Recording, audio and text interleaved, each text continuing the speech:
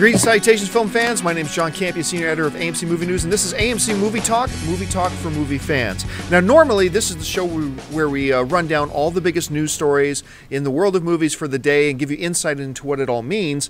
But this week, we are running down our top films of the year. Yesterday, we ran down our top 5 comedies of 2012, which, if you look in the show notes, you can see a link to it, so you can go back and see our top 5 comedies of the year. And today is genre day, basically. We are going to run down for you our top 5 comic book slash sci-fi slash fantasy films. So basically what I call genre films. Comic book, sci-fi, fantasy. Joining me to give us lists, first of all, sitting to my immediate right, she's the associate editor for AMC Movie News, Miss Amy Rose Eisenbach. Hi, Amy guys. Rose. And joining us via Skype, writer, editor, director, Mr. John Schnepp. John, how you doing? Happy New Year! Not yet. Hey. It's coming. It's almost there.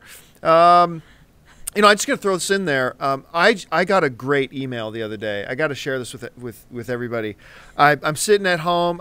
I'm doing a radio interview actually on the phone, and I got my laptop open, and I get this email come in, and it's from the studio saying, "Hey, we want you to come down, and Arnold Schwarzenegger is going to take you for a ride in a tank." Amazing. And I'm like, happy birthday to me. It's not my birthday, but this is a great way to start the new year. Anyway, we are going to run down our list now of our top 5. Now, remember, all film is subjective. If your top 5 list for comic book, sci-fi, fantasy doesn't look like ours, that doesn't mean you don't have good movie tastes. Well, This is, well, maybe a little bit.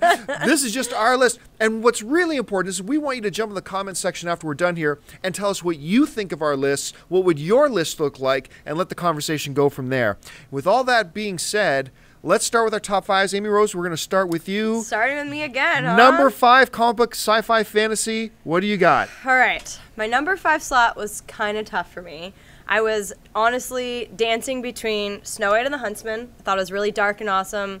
John Carter and Chronicle.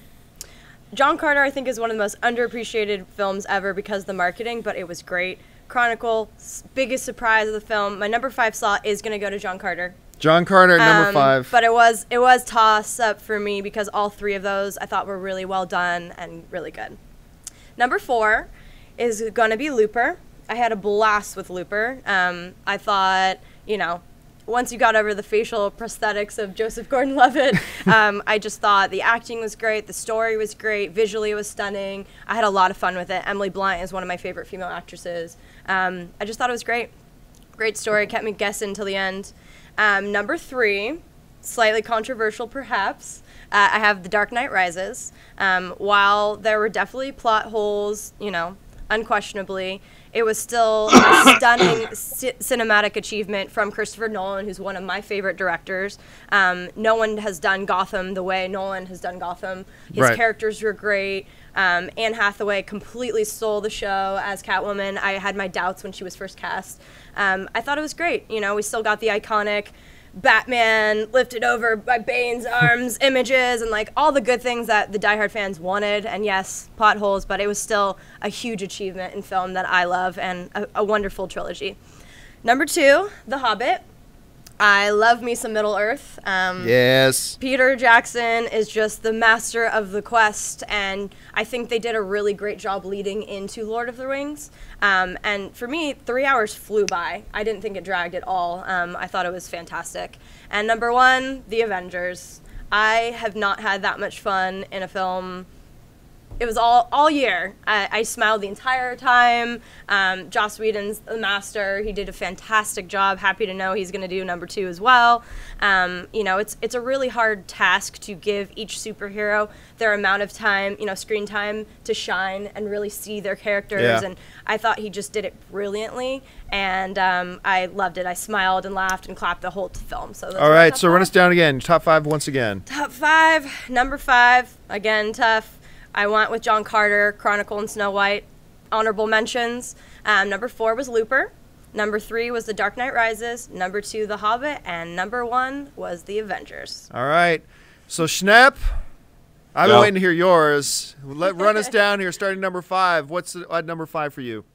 All right, let me first put in an honorable mention since we're chucking that in. I didn't know you could do that. I'm throwing in The Amazing Spider-Man and The Hobbit. They're like basically like number 6 for me. So number 5 for me is Looper. Nice. I love that time travel movie, and like it was just incredibly exciting to see some time travel movie done in the scene where the guy's like slowly falling apart. If you haven't seen the movie, it just came out on DVD. I highly suggest seeing Looper. So that's my number 5. Number 4, Chronicle. Once again, it's Superman versus Lex Luthor done in a totally brand new way and viscerally exciting visuals. I was completely into it, and I was kind of on the fence about even wanting to see it. I remember, I'll go check out Chronicle. It's probably another one of those like found footage run around. Oh, there's some kind of ghost, but it's a superhero. But it wasn't that. It'll blow you away if you have those kinds of. It's like paranormal Superman. No, it's not like that. I really rent that right now. Number 3, everyone's gonna disagree with me. I put Prometheus. Whoa.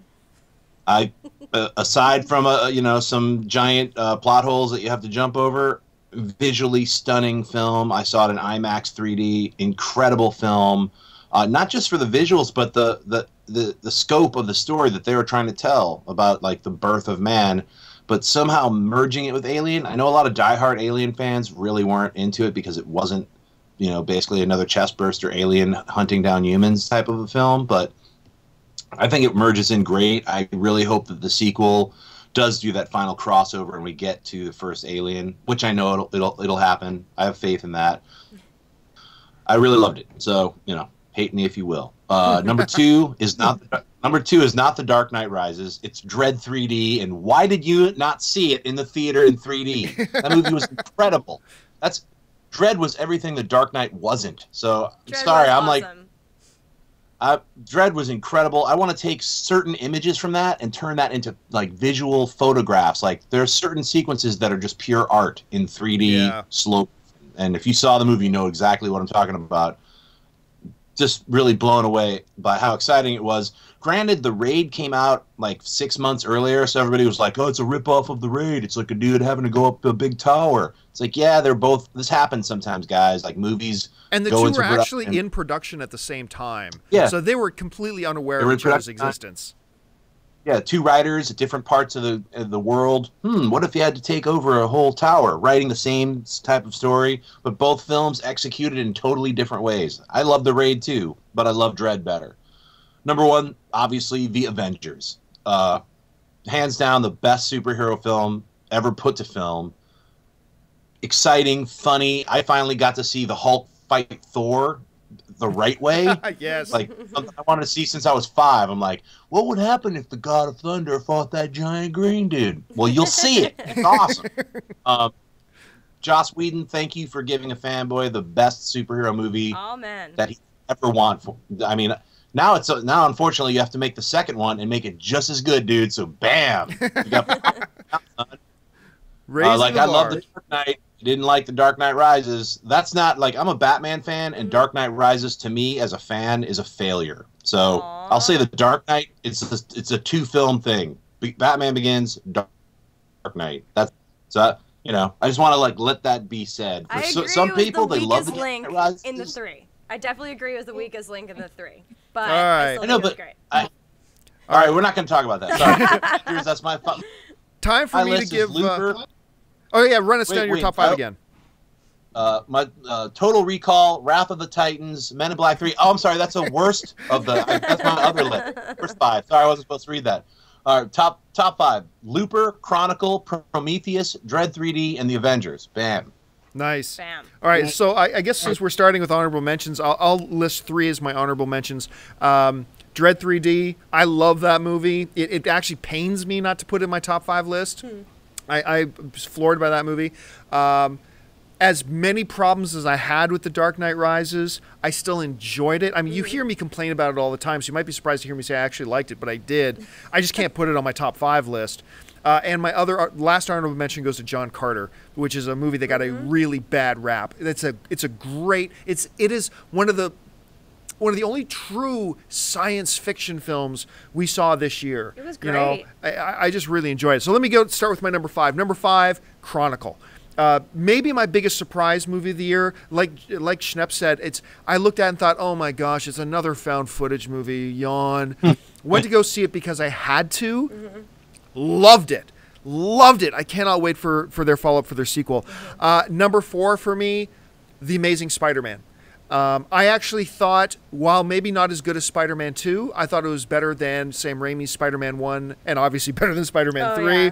Yeah. I think Andrew, it's a great contemporary version of Spider-Man. It's not the 1950s, 1960s Peter Parker anymore. I thought Andrew Garfield was great. I thought the direction was wonderful. I really did quite like the villain. Yeah, I could have done without the swinging across the cranes across the city, really but that was the one bad scene. Other than that, I love that movie. At number 3 for me, The Hobbit. It took me back to Middle Earth. I was completely enraptured with the movie. It just drew me into Middle Earth. And The Hobbit is one of the first books I ever read as a kid. And so watching the film, it really took me there. I ate it up. Those 3 hours or 2 hours and 47 minutes, whatever, for me flew by. And I'm going to watch it 3 or 4 more times in theaters. At number 2 for me, Looper. Stunned. I mean, I think I knew I was going to like Looper, but I mean, the cleverness of how the narrative is actually put together, as well as some amazing performances by both Bruce Willis and Joseph Gordon-Levitt, and the questions that are raised. Yeah, there are a few little logic problems in it, but overall, just great science fiction, great action. Loved it. And number 1, it's unanimous, The Avengers. It is the greatest comic book movie ever made. No question. It is the most fun I've ever had in a movie theater, which was what Phantom Menace should have been, and yet so sadly didn't. But it was the most fun I've ever had in a movie theater. It was witty. It did a brilliant job of taking all these already established characters, giving them equal screen time, giving them meaningful things to do, having that. I remember the big debate and conversation I had with my brother-in-law going into it, who's a big comic book fan. He's like, Hulk better not be able to pick up Thor's hammer. He better not be able to pick up Thor's hammer.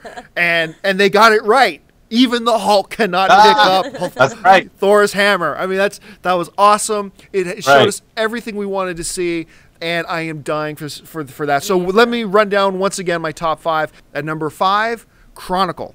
At number 4, The Amazing Spider-Man. At number 3, The Hobbit, An Unexpected Journey. At number 2, Looper. And at number 1, The Avengers. So that will do for us. Once again, we want you guys to hop into the comments section and let us know what you think of our list. Which one of our 3 lists do you agree with the most? Do you disagree with all of us? Which film do you really think should have been in there? I'm sure we're going to get a lot of Dark Knight Rises comments, considering only one of us had it even on our list. John, I want to sprinkle in John Carter. I mean, because I really enjoyed that movie too. If it was a top 10 list, that would be in there. So I definitely want to jump on that bandwagon. I didn't hate John Carter. I thought it was really fun. And I waited until the very last day it was in movie theaters. Just because all the negativity, I was like, nah, I'm not going to see it. And then literally I was like, man, I just really do want to see it in theaters. I waited till the very last day, and then I couldn't tell all my friends, you got to go see it. The marketing with the 2 monkeys and the guy with the red poster, that's wrong. Yeah. It's not a sequel to the Stallone Get Carter. It's another movie. I tried to convince people, like, no, why is it a dude all sullen with a red background and 2 white apes? It was like, don't go with they ruined the marketing's horrible. Exactly, it's like, but it's got everything you need. I couldn't even explain when I first saw it. I was like, what is it? You know? One of the worst marketed films of all time. And, that brings me into this. I just want to pepper this in here just as a little bonus for you guys. I'm just going to list for you guys 4 movies this year that I think really, I'm not going to call it the underrated list. I'm going to call it the deserved more love list. Okay. So here's 4 films for you guys from 2012 that I really think deserve more love. And obviously, at the top, this is in no particular order, but at the top of the list would be John Carter. This is a movie that deserved more love. It's a fun, pure science fiction film. Exactly. It's like a 100-year-old story. I really enjoyed this film quite a bit, and it breaks my heart that it lost so much money for Disney, because they were going to make more of them. I wanted a sequel. And now they won't. Dread is a movie that none of you went to see. It was amazing. None of you went to see, and you really should have. Make sure, and it's too bad you're not going to get to see it on the big screen. Carl Urban is the man. Carl Urban is the man. Also, The Perks of Being a Wallflower. It's getting a lot of critical love, and I was late to the party for it, but it's a special little film. Try to see if you can. And lastly, is a film that a lot of people talked about that nobody went to go see, was Haywire. Yeah. Some wonderful action in that Steven film. Soderbergh. So Yeah. much fun. Yeah. It was great. And Gina Carano, like, Fighting, she's awesome. Yeah. I think we Her just saw- fighting Fassbender, one of the most brutal fight scenes of the year, I Right? think. Oh, Her yes. fighting Fassbender. That was the Elroom. real deal. Savage. Great Super cast, and I violent. think we saw the birth of a female action star with Gina Yes. Carano. She's going to be around for a very long time. Well, listen, folks, that'll do it for us. Tomorrow is the big one. Tomorrow we run down for you the top 10 films of 2012 overall. Not just any particular genre, the best 10 films of 2012. Make sure you join us for that. I want to thank Amy Rose Eisenbach. Thank you very much. I want to thank Mr. John Schnepp. Yo, yo. And listen, folks, don't forget, jump in, add your comments, and by all means, stop what you're doing and subscribe to our YouTube channel. Do it. Just click. It's completely free, and it'll keep you up to date on everything going on in the world of movie news, our editorials, and, of course, our daily AMC Movie Talk show. And listen, while you're at it, make sure you follow us on Twitter by going to twitter.com/AMC Theaters. Like us on Facebook at facebook.com/AMC Theaters. And once again, click that subscribe button, subscribe to our YouTube channel. Once again, thanks for joining us. We'll see you tomorrow. Until then, my name's John Campia. Bye-bye.